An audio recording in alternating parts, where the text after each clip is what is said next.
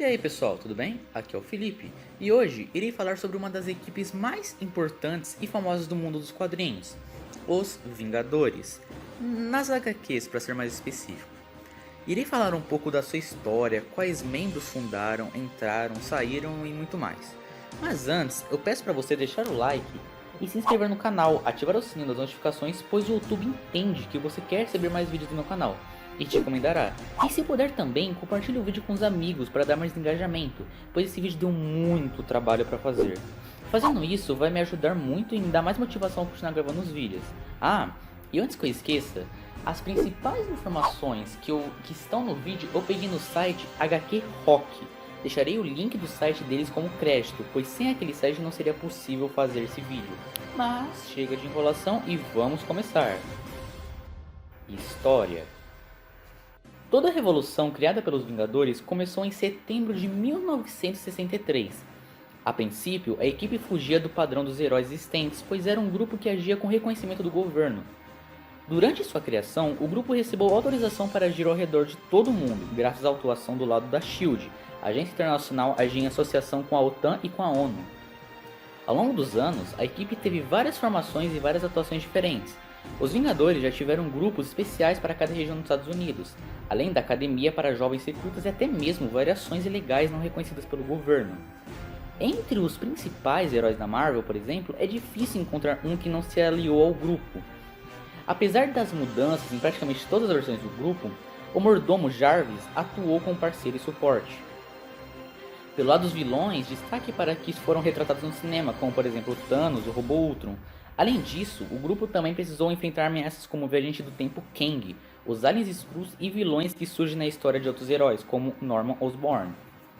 Os principais membros: 1. Capitão América. Apesar de sequer ser um membro original da equipe, o Capitão América é o membro mais famoso do grupo e provavelmente que mais tempo permaneceu, sendo assim meio que o espírito da equipe. Steve Rogers era um jovem franzino e doente que quis se aliar na Segunda Guerra, mas foi recusado no exame físico.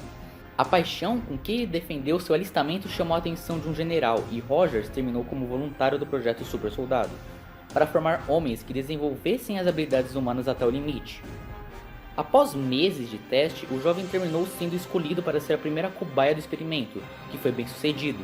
Entretanto, o cientista foi morto por um espião nazista, morrendo com um segredo do procedimento, de modo que Steve Rogers se tornou o único super soldado. Ele lutou na Segunda Guerra Mundial e terminou dado como morto em um acidente aéreo em 1945. No presente, os Vingadores resgataram o Capitão América congelado em um bloco de gelo no ar. O soro do super soldado permitiu que ele sobrevivesse ao processo e despertasse de um soro de décadas para voltar a lutar pelos valores que acreditava, ingressar nos Vingadores e em seguida passar a liderá-los.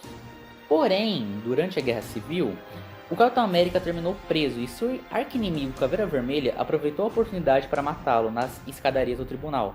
Mas na verdade, a arma do vilão jogou sua consciência em um limbo temporal no qual permaneceu por mais de um ano.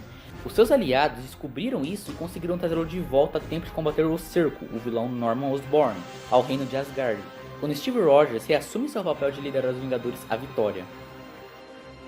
2. Homem de Ferro. Membro fundador dos Vingadores, o empresário Tony Stark também foi seu principal financiador. Juntamente com os membros fundadores, saiu da equipe em 1965 para que Capitão América liderasse e treinasse uma nova geração de heróis. Mas voltou ao grupo repetidas vezes e foi o líder da equipe entre os fins dos anos 1970 e início dos 80, numa fase bastante importante. Nas HQs, Stark tem um passado um pouco mais dramático, pois sucumbiu ao alcoolismo. Impossibilitado de usar armadura, acedeu para seu melhor amigo, o tenente-coronel James Rhodes. O Rhodes, que agiu como Homem de Ferro substituto por algum tempo, antes de ter uma armadura para si e se chamar Máquina de Combate. Quando voltou a ser Homem de Ferro, Stark adotou uma postura totalmente diferente, mais durão, mais implacável, mais líder e ao mesmo tempo mais ciente de suas limitações éticas, morais e alcoólicas. Talvez seja por isso como que agiu como os Vingadores da Costa Oeste, uma equipe secundária do time, antes de regressar à principal. Depois, quando as ações implacáveis do Homem de Ferro entraram em choque com a moral mais rígida, humanista talvez, do Capitão América, Stark dissolveu esta outra equipe e fundou uma outra, mais alinhada aos seus interesses, a Força Tarefa, que teve duração curta. É um grande amigo do Capitão América, mas os dois possuem diferenças de opiniões que por vezes o colocaram em choque. Após a Feiticeira Escarlate se voltar contra a equipe e matar alguns membros, os dois decidiram extinguir os Vingadores. Mas a fuga de supercriminosos não essencial 6 meses depois levou a Tony Stark a recriar o grupo, agora sob o nome de Novos Vingadores. Ao mesmo tempo, Stark, cuja identidade como Homem de Ferro se tornou pública nesse meio tempo, foi escolhido pelo presidente dos Estados Unidos como secretário de defesa e, com a deserção de Nick Fury, também diretor da S.H.I.E.L.D. Quando uma tragédia envolvendo um grupo de heróis amadores levou à morte de 600 pessoas, a maioria crianças, o governo decidiu criar a Lei de Registro de Super Seres, que obrigava todos que tivessem habilidades especiais a se registrar, revelar a identidade ao governo, ser treinado e atuar sob suas ordens. E Stark foi um dos defensores do projeto, juntamente a Reed Richards, o líder do Quarteto Fantástico. Entretanto, o Capitão América interpretou isso como um atentado aos direitos civis e passou a liderar um grupo de heróis contra o registro.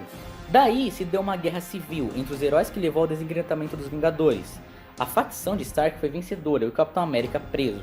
Contudo, o experiente herói foi morto e Stark teve sua popularidade atingida. Enquanto os novos Vingadores atuavam como foras da lei, entre aspas, perseguidos pelo próprio Stark, o empresário criou uma equipe oficial de Vingadores, com a Miss Marvel e o Sentinela. No fim das contas, com a invasão secreta dos alienígenas Skrulls, Stark ficou em maus lençóis com o governo e perdeu o cargo, substituído pelo vilão Norman Osborn, que passou a persegui-lo. Quando Osborn tenta atacar o reino místico de Asgard, cabe a Stark a difícil tarefa de se reconciliar com seus ex-amigos para derrotarem a ameaça maior. 3. Thor. Filho de Odin, Thor empunha o martelo encantado Mjolnir que apenas quem é digno do poder do Thor pode erguer.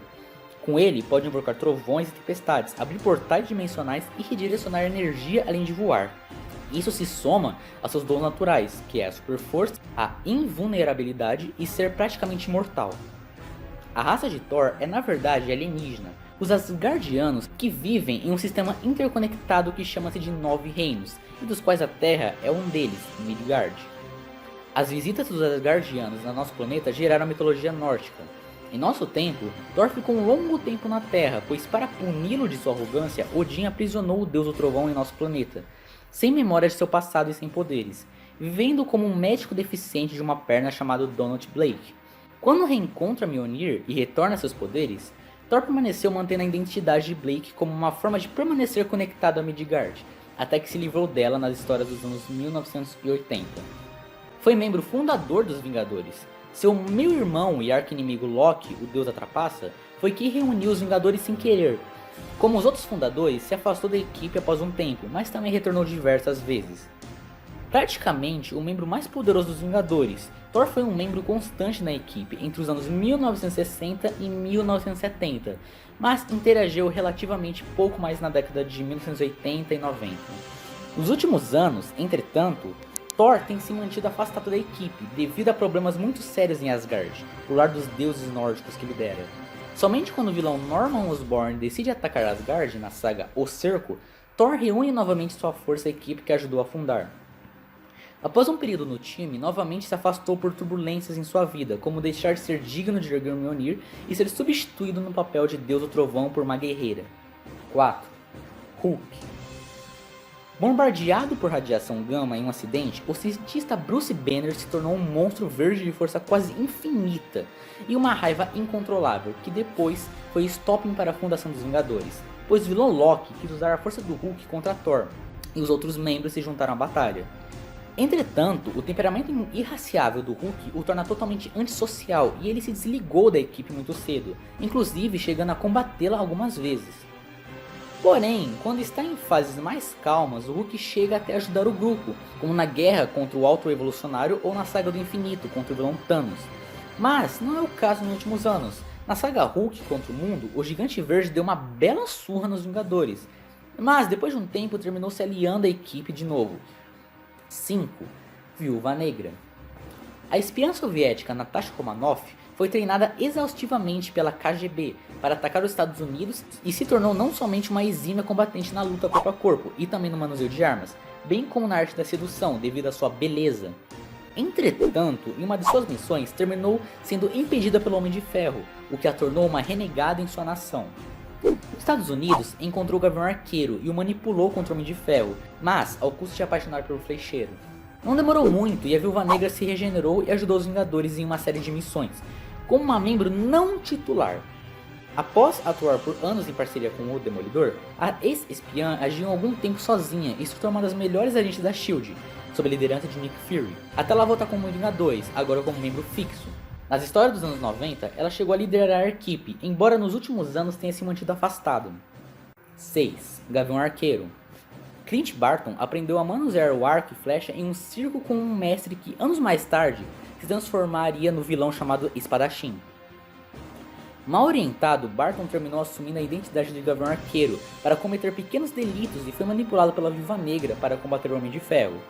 Depois disso, disposto a limpar o seu nome, pediu para ser aceito nos Vingadores como membro em treinamento e foi aceito. Quando os membros originais se afastaram, o Capitão América permaneceu para treinar e liderar o Gavião Arqueiro e outros dois ex-criminosos, os irmãos Mercúrio e o Feiticeiro Escarlate. Barton namorava a Viúva Negra e insistiu várias vezes para que ela se tornasse uma membro da equipe, mas encontrava resistência na nomeação por alguns colegas, em especial Hank Pym. O casal terminou separado depois. Barton tem sido um dos membros mais frequentes da equipe. Ele chegou a mudar de identidade, abandonando o arco e flecha e passando a tomar pílulas especiais de Hank Pym, que o permitia aumentar de tamanho e força e se tornar Golias. Mas isso durou pouco tempo e ele voltou às armas. Passou a maior parte dos anos 1970 afastado da equipe, mas quando foram criados os Vingadores da Costa Oeste, em 84, Barton foi a escolha óbvia para liderá-los, mesmo com a presença de experiente Homem de Ferro também na equipe. Quando se reaproximou, Barton já estava casado com Bob Morton, uma ex-agente da SHIELD, que assumiu a identidade de Arpia e também se tornou Vingadora. O Gavião foi o líder até ser destruído à força pelo governo dos Estados Unidos, que impôs o agente americano John Walker em seu posto por considerar a equipe perigosa por causa do Visão, que tinha pouco tempo antes invadido todos os computadores da Terra. Sem concordar com os métodos violentos do agente americano e sem querer pagar pau, Barton se tornou um membro distante até ser expulso. Os Vingadores da Costa Oeste acabaram pouco tempo depois disso e viraram a força-tarefa do Homem de Ferro, mas Barton não participou por não concordar com a ideologia de Stark e se manter mais alinhado ao Capitão América. Ele voltou à equipe principal e permanece desde então. Recentemente adotou outra identidade, chamada Ronin, quando teve uma missão secreta dos Novos Vingadores para se infiltrar em uma organização criminosa. Durante a Guerra Civil, a invasão secreta e o reinado sombrio de Norman Osborn, Barton permaneceu como Ronin, sendo um audaz opositor do Osborn e quase sendo morto por ele. Durante o cerco, Barton decide voltar a usar o uniforme de Gavião Arqueiro. Depois disso, Barton começou a treinar uma substituta para si, por meio da jovem Kate Bishop, a nova Gavião Arqueira. 7. Nick Fury. Criado como herói da Segunda Guerra Mundial em 1963, numa época em que revistas de guerra eram bastante populares, logo o personagem foi trazido para os dias atuais como um agente secreto, no estilo 007, nas aventuras do Quarteto Fantástico. Fury continuava turrão e fumante de charutos como no passado, mas agora com o olho esquerdo perdido e têmporas brancas. Pouco depois, estreava as aventuras de Nick Fury, agente da SHIELD, onde passava a liderar a maior agência de espionagem do universo Marvel. Curiosamente, no universo Marvel tradicional, Nick Fury sempre teve poucas relações com os Vingadores, sendo um coadjuvante mais ou menos constante em aventuras solos de alguns de seus membros, principalmente o Capitão América e o Homem de Ferro. Afora o fato de alguns membros da equipe serem agentes da SHIELD, como Viúva Negra e Arpia, que também havia pouca interação.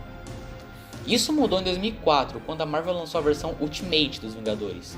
O universo Ultimate é uma versão moderna dos personagens da editora que tem novas histórias mais realistas e sem o peso de décadas de cronologia. Nos dois primeiros arcos dos Vingadores Ultimate, diferente do original, é Nick Fury quem reúne a equipe, como um subprograma da SHIELD para proteger a Terra. Além disso, diferente do antigo, o Nick Fury é negro, o desenhista o desenhou com o rosto do ator Samuel Jackson. 8. Wanda Maximoff, Feiticeira Escarlate. Criada como uma vilã relutante membro da Irmandade de Mutantes de Magneto, ao lado do seu irmão gêmeo Pietro Maximoff, o Mercúrio, em X-Men 04 de 1963, Wanda Maximoff logo se arrependeu de seus crimes e tentou se regenerar, daí entrou para os Vingadores em Avengers 16 de 1965.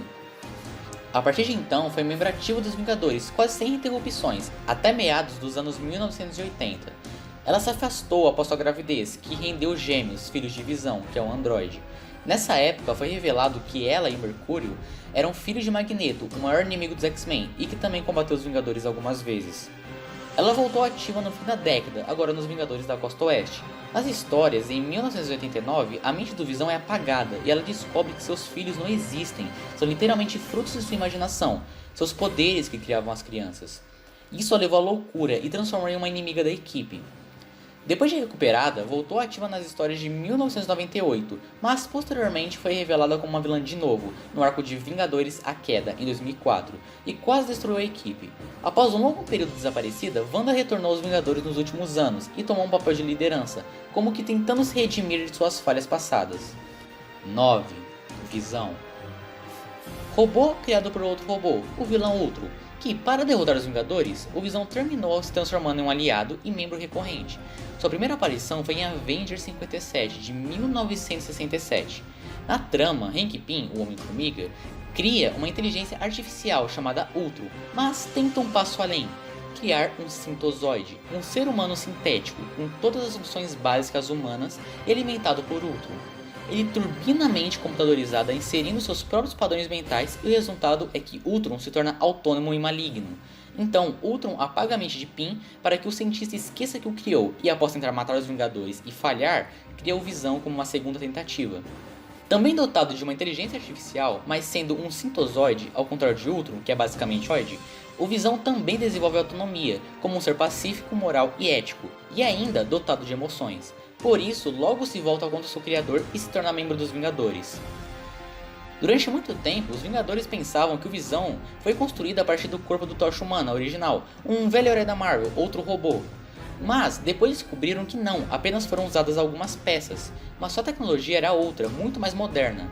A sua mente é, na verdade, a combinação de uma inteligência artificial, como a de Ultron, com os padrões mentais de Simon Williams, o Magno.